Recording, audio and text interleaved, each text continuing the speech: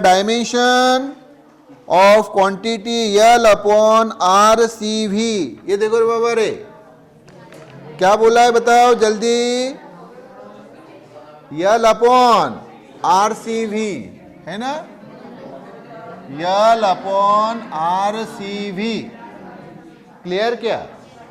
तो मैं पहले आपको L, R, C और V के बारे में बता देता हूं। L यानी देखो ये इंडक्टर यानी कॉइल, इसके पास होता है L। R ये है रजिस्टर। क्लियर क्या? इसके पास होता है रेजिस्टेंस। क्या होता है? कैपेसिटर होता है एक, कैपेसिटर। इसके पास होता है सी यानी कैपेसिटेंस यानी कैपेसिटी, और वी यानी वोल्टेज।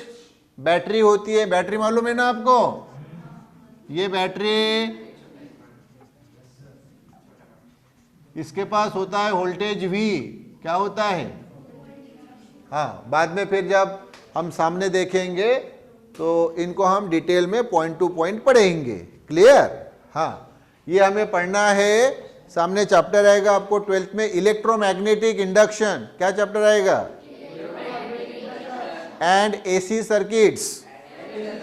हाँ, तो ये चैप्टर से, दो चैप्टर से 12th में, एक है इलेक्ट्रोमैग्नेटिक इंडक्शन EMI और दूसरा है ACC अल्टरनेटिंग करंट सर्किट्स। तो उस वक्त ये हमें पार्ट पढ़ना है, लेकिन अभी यहाँ पूछा है तो बता देता हूँ। तो किसका डायमेंशन पूछा है? L upon RCV। तो इसमें देखो बेटा, ये L अपॉन R, क्या रे बाबू? L upon R। हाँ, इसको एक करना। क्लियर क्या? L अपॉन R को एक करना और बाकी ऊपर कुछ नहीं बचा, मतलब 1 और ये CV। क्लियर क्या? तो ये जो L अपॉन R है, क्या है बेटा? L upon R। हेलो, तो L अपॉन R ये होता है टाइम। क्या होता है बाबा रे? टाइम। क्लियर क्या? और ये 1 अपॉन C इंटू V ये होता है चार्ज। क्या होता है रे बाबू? Charge. C into V, C यानी अभी बताया ना मैंने कैपेसिटी, और V यानी ये वोल्टेज। ये देखो L यानी क्या बताया मैंने? इंडक्टेंस। इंडक्टर का इंडक्टेंस L, रजिस्टर का R क्या होता है? रेजिस्टेंस। R यानी रेजिस्टेंस, रजिस्टर का रेजिस्टेंस। कैपेसिटर की C यानी कैपेसिटेंस। क्या रे बाबू? या इसी को कैपेसिटी बोला जाता है। क्या बोला जाता है? हाँ, तो कैपेसिटी इंटू वोल्टेज, ये V यानी वोल्टेज। वोल्टेज या पोटेंशियल डिफरेंस। क्या रे बाबू? वोल्टेज या पोटेंशियल डिफरेंस। तो कैपेसिटी इंटू वोल्टेज ये हो क्या होता है? चार्ज। हाँ, तो ये टाइम, तो टाइम T अपॉन चार्ज जो है, चार्ज हम Q से डिनोट करते हैं। किससे रे बाबू? और Q यानी होता है I into T, current into ये चार्ज Q यानी I into T, current into time. Clear क्या? हाँ, तो ये साइड वर्क में बताता हूं लगे तो ये charge Q equal to I into T. अपने याद के लिए, अपने दिमाग में याद रखने के लिए Q charge equal to eat बोल लेना, इसको ईट बोलना। हाँ, अपने समझने के लिए। तो ईट में ये I इंटू टी, I यानी करंट, T यानी टाइम। तो इसमें कुछ कैंसिल हो सकता है क्या? तो आप बोलेंगे हाँ सर, टाइम कैंसिल हो गया, तो 1 अपॉन I। क्लियर क्या? तो ये अप लिया तो I का पावर 1 अप लिया ना, क्या होगा? तो फिर इसके डायमेंशन क्या आएंगे?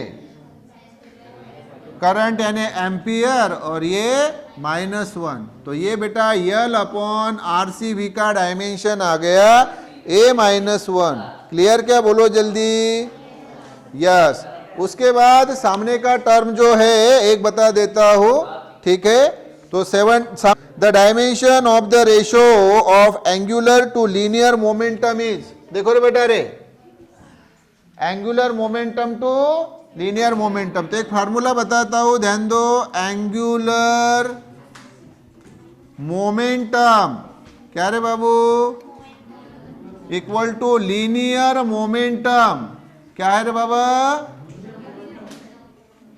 इनटू डिस्टेंस, क्या रे बाबू, डिस्टेंस।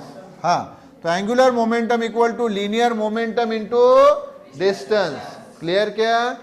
तो हमें पूछा है angular momentum upon linear momentum का डायमेंशन क्या।